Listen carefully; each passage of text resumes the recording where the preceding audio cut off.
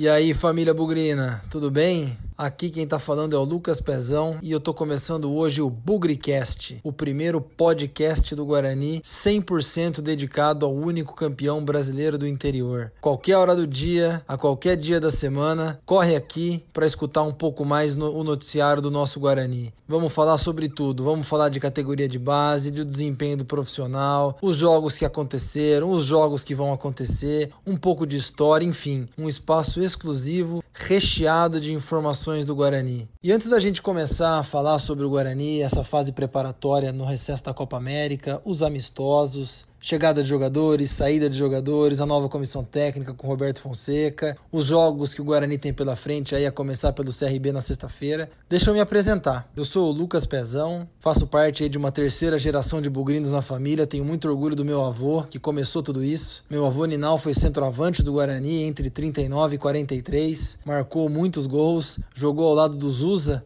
o maior artilheiro da história do Guarani. Meu avô conquistou títulos e trouxe para a família esse vício chamado Guarani.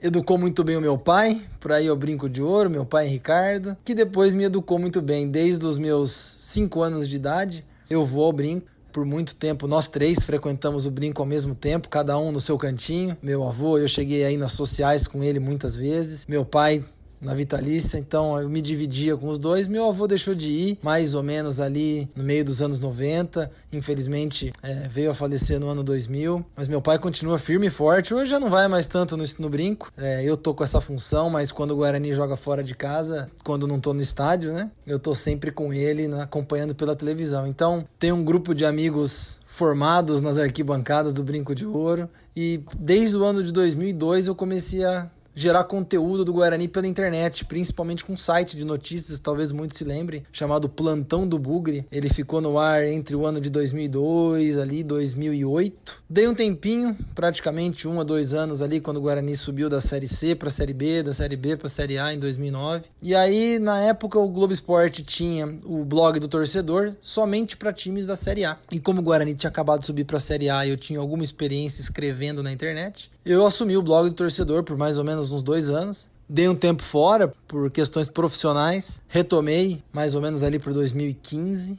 Só que aí, por decisão do próprio Globo Esporte, o blog acabou saindo do ar e hoje já não existe mais essa plataforma. Sou bastante ativo do Guarani no Twitter, então tô lá no @LucasPezão. Então me segue lá, vamos falar bastante pelo Twitter também. E um dia desses me deu a ideia de, quem sabe, já gerei bastante conteúdo, falei bastante sobre o Guarani escrevendo, né, no blog ou no site. Não sou jornalista, não sou publicitário, eu sou formado em economia, trabalho numa empresa, tenho um horário bastante apertado, mas não dá para deixar de falar do Guarani. Eu acho que o podcast pode ser uma boa alternativa, então estou estreando hoje. Quero agradecer bastante as pessoas do Twitter que incentivaram, que apoiaram a essa nova alternativa, porque o Guarani não tem um podcast, né? E talvez essa possa ser uma primeira ideia para se ouvir sobre o Guarani o tempo todo. Nós não somos muito fãs da imprensa de Campinas em alguns comentários, então talvez esse podcast também possa ser um canal para a gente ter outras fontes ouvindo comentários sobre o Guarani. Eu tenho muitos planos aqui para o podcast, acho que pode ser uma plataforma muito legal para se fazer uma mesa redonda, para se fazer alguns capítulos específicos,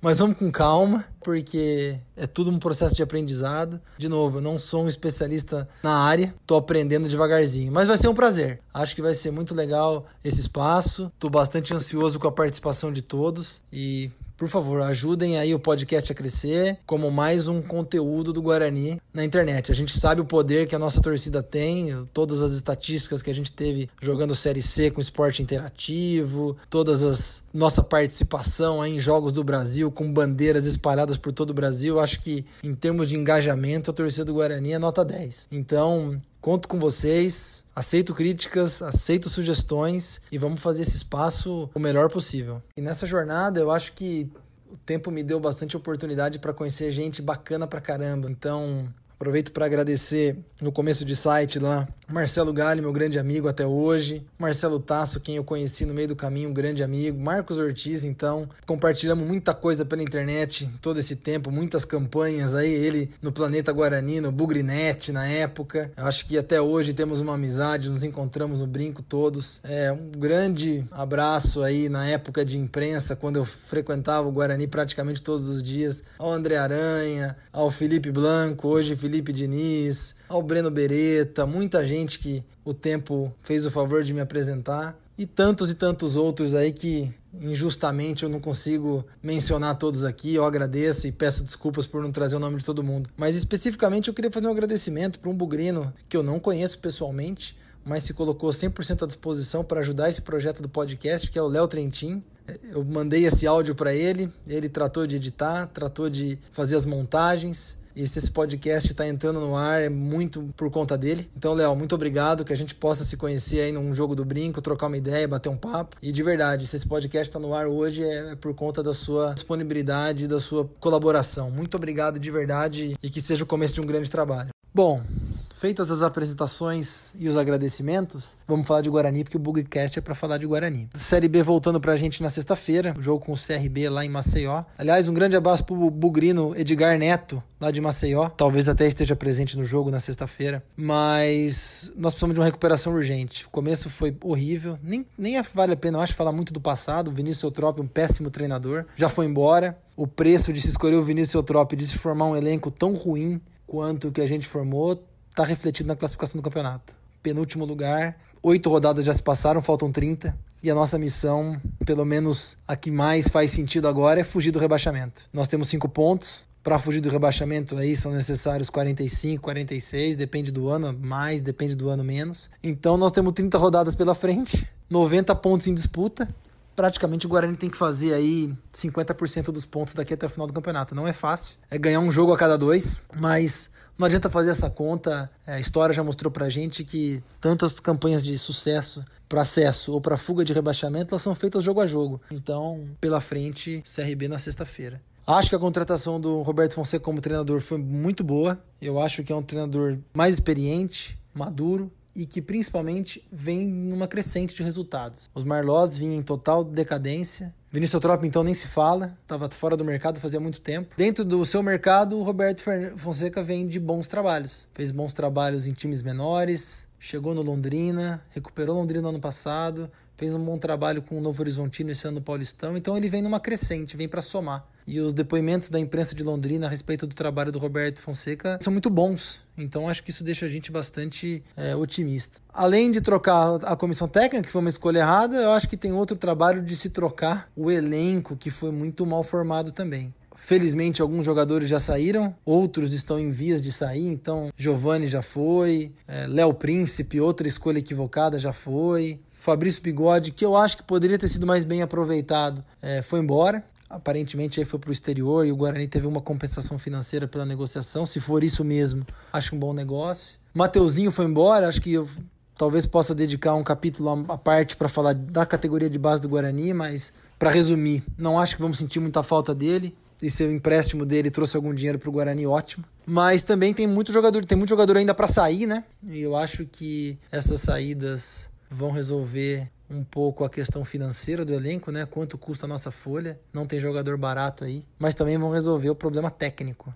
Porque o problema de você ter jogador ruim no elenco é que uma hora ele joga. E se o Guarani tem que ganhar um jogo a cada 2, esses caras ruins de bola aí podem entrar numa hora muito crítica pra gente. Então daqui pra frente não dá pra ficar mais, com todo respeito, com o Felipe Amorim, com o Rondinelli. Eu tinha muita expectativa no Amorim. Infelizmente não deu muito certo. Melhorou um pouquinho com o Eutrópio, mas muito pouco. Não tem uma pegada que precisa para esses duelos que a gente tem pela frente. Rondinelli eu acho também não vai fazer falta. Não vejo muita coisa no Inácio. Xandão para mim não foi uma decepção, não foi uma surpresa, porque o Xandão tá sem ritmo há muito tempo. Não gostaria de entrar em detalhes técnicos aqui, mas em alguns momentos acho que o Xandão foi sacrificado jogando pelo lado esquerdo da defesa. Ele é um jogador destro, mas enfim, mesmo assim cometeu falhas bizonhas, enfim, talvez precise ficar um tempo mais treinando, recuperando, se recondicionando, porque o que ele mostrou não justifica que ele fique no time. As chegadas eu acho que vão enriquecer o elenco, uma dupla de zaga, pelo amor de Deus, a zaga era um dos maiores problemas do Guarani, então tanto o Bruno Silva quanto o Luiz Gustavo podem repetir o entrosamento do Vasco. E aqui é interessante, né? Quando o Guarani subiu lá em 2009, nós trouxemos Bruno Aguiar e Dão do Mirassol, que era a dupla de zaga do Mirassol, titular. Não tô querendo dizer que com Luiz Gustavo e Bruno Silva nós vamos subir, mas para um time que está se reconstruindo, ter algum tipo de entrosamento, principalmente num setor crítico como o nosso, que é a defesa, pode ser um trunfo para formar o elenco, para reconstruir esse time. A entrada do Jefferson Paulino ou do Clever, para mim, é a mesma coisa, e é a mesma coisa melhor que o Giovani. Então acho que nós vamos ter um ganho técnico aí no gol também.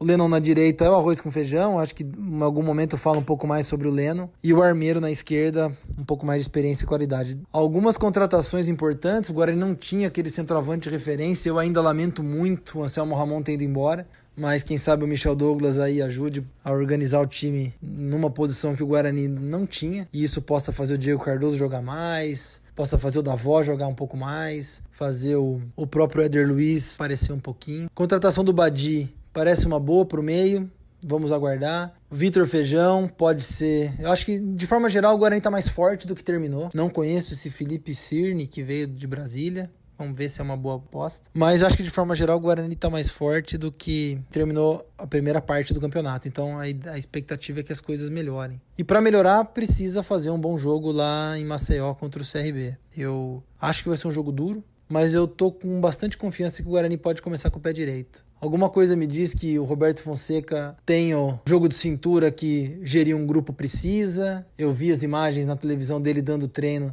participativo pra caramba, conversando com os jogadores, acompanhando as jogadas, dando bons toques, dando oportunidade para a categoria de base. Eu tô bastante otimista com essa combinação. Reforço técnico, né, jogadores melhores e um treinador um pouco mais experiente, um pouco mais consciente e com um bom retrospecto recente. Então, o jogo na sexta-feira pode ser muito bom, tô bastante otimista. Acredito numa vitória lá em Maceió contra o CRB. Chamusca tá de treinador lá. Vitor Ramos está na zaga do CRB. Eles têm um atacante muito bom chamado Léo Ceará, para o Guarani ficar de olho. Mas é aquele negócio, cabeça no lugar, toque de bola. Eu acho que o Guarani tem que dar um tempo um pouquinho nesse discurso de DNA ofensivo. Eu não sei exatamente o que as pessoas que falam isso querem dizer com DNA ofensivo. O Guarani é um time de futebol que, quando teve bons resultados, fazia muitos gols, jogava pro ataque. E quando teve maus resultados, não fazia gols. Então eu não vejo assim, nosso DNA é ofensivo. Nosso DNA é jogar futebol. Eu acho que isso aí foi um rótulo que colocaram no elenco que, pra mim, não dá pra você querer fazer um time ruim ter um DNA ofensivo. Você tem que ter um time de futebol, montar um time de futebol condizente, de forma condizente com as condições técnicas e táticas do seu elenco. Não adianta colocar um time ruim pra atacar que ele vai tomar goleada. Isso não tem nem o que pensar. Às vezes é pegar um time ruim, jogar fechadinho, sair no contra-ataque e fazer os gols, um gol.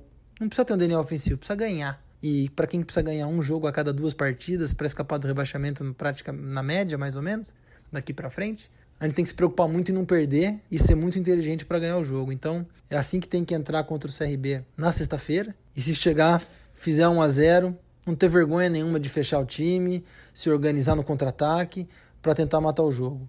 São 2 jogos fora de casa, além do Guarani terminar mal, já vai emendar o Botafogo de Ribeirão no final de semana seguinte. Então, é uma retomada dura. Mas eu acho que o Guarani, pelo menos o astral mudou, né, pessoal? Ganhamos um amistoso contra o Nacional, time modesto. Ganhamos do Palmeiras, um amistoso importante. E também ganhamos do Pouso Alegre. É um amistoso já bem para dar ritmo para os reservas. Mas é um cenário completamente diferente. Se você parar para pensar como foi a preparação do Guarani para o começo do Paulista, que começou perdendo, para o começo da Série B, que também os amistosos preparatórios não foram bons, e o Guarani ficou no 0-0 com o Figueirense. Eu acho que tudo isso soma, tudo isso vem para ajudar nessa retomada. Esse jogo contra o CRB é muito importante. Não podemos deixar passar 3 pontos, porque o Botafogo, o jogo seguinte, está brigando lá em cima e vai ser outro jogo duro. Apesar de ser em São Paulo, apesar de já ser uma viagem mais curta, um desgaste menor, vai ser muito duro. Então, acho que a escalação está adequada. Vamos ver aí a questão de documentação, né? Quem joga, quem não joga. Mas podendo escalar o Michel Douglas no ataque. Aliás, Michel Douglas era do CSA, né? Ano passado, rival do CRB. Não seria nada mal ele fazer uns golzinhos lá contra o seu ex-rival. Armeiro a mesma coisa, tava no CSA não faz muito tempo. E tem o Chamusca, né? Ganhar de um ex também sempre bom. Então, quem sabe aí a gente não se aproveita do Vitor Ramos, que já apanhou da gente uma vez aqui com o Vitória, não apanhe de novo e tudo isso joga a nosso favor. É isso, pessoal. Acho que para começar o BugriCast falando um pouco sobre o jogo, o que a gente espera do Guarani nessa retomada. Um abraço a todos, muito obrigado pela companhia e de novo, ali no @LucasPezão tem bastante crítica, bastante sugestão, estou aberto a todas e me ajudem aí a fazer esse espaço crescer e ficar cada vez mais interessante. Um abraço a todos e hoje sempre Guarani!